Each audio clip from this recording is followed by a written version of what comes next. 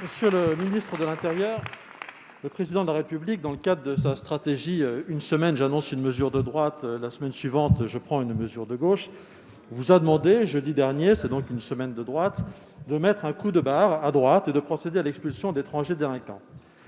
J'ai hésité à applaudir, avant de me souvenir qu'avec vous, il y avait souvent un océan entre la communication et la réalité. Je voudrais donc vous livrer un petit bilan de votre politique migratoire. En matière d'accueil d'étrangers, depuis le début du quinquennat, vous avez déjà délivré plus d'1 million de titres de séjour, avec une moyenne sur les 3 premières années, entre 2017 et 2019, de 260 000 titres par an. Puisque votre modèle est Nicolas Sarkozy, j'ai comparé vos résultats aux siens. Ce sont 40% d'étrangers accueillis de plus chaque année sous Emmanuel Macron. En matière de politique migratoire, le président Macron reste donc bien un disciple de François Hollande.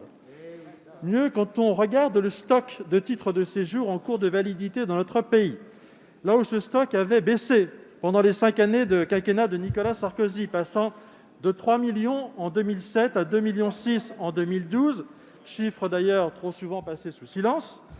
Ce chiffre a augmenté sous François Hollande à 2,9 millions à la fin du quinquennat, pour s'envoler avec vous à plus de 3,3 millions de titres de séjour en cours de validité.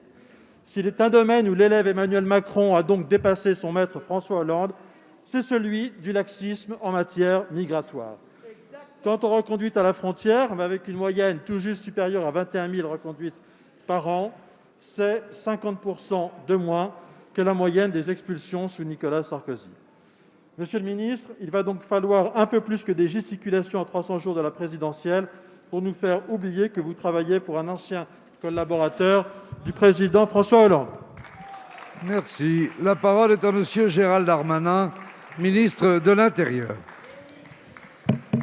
Merci, Monsieur le Président. Monsieur le député Olivier Marleix, je n'ai pas entendu quel était le sens de la question, mais je vais quand même essayer d'y répondre.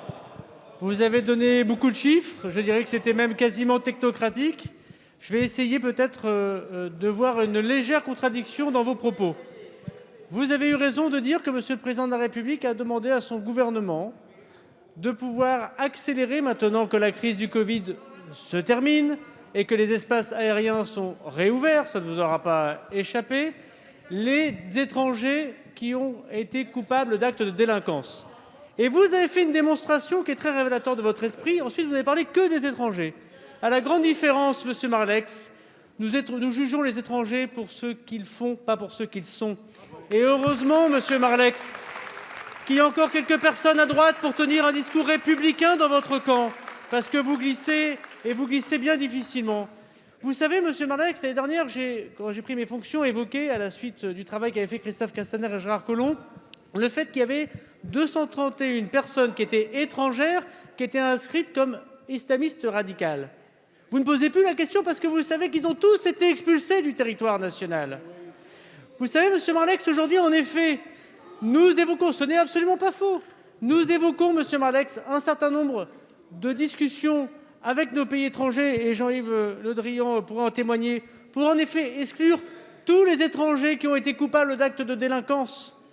Tous les étrangers qui ont été coupables de délinquance. Mais comparaison pour comparaison, monsieur Marleix, combien, savez-vous, en moins y a-t-il eu de Français naturalisés sous le président Macron? 30% que moins que des 2 quinquennats précédents.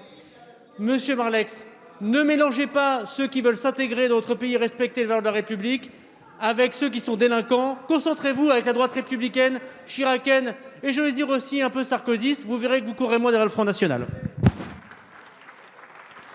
Merci. La parole est à monsieur Jean-Louis Bricout et à lui seul.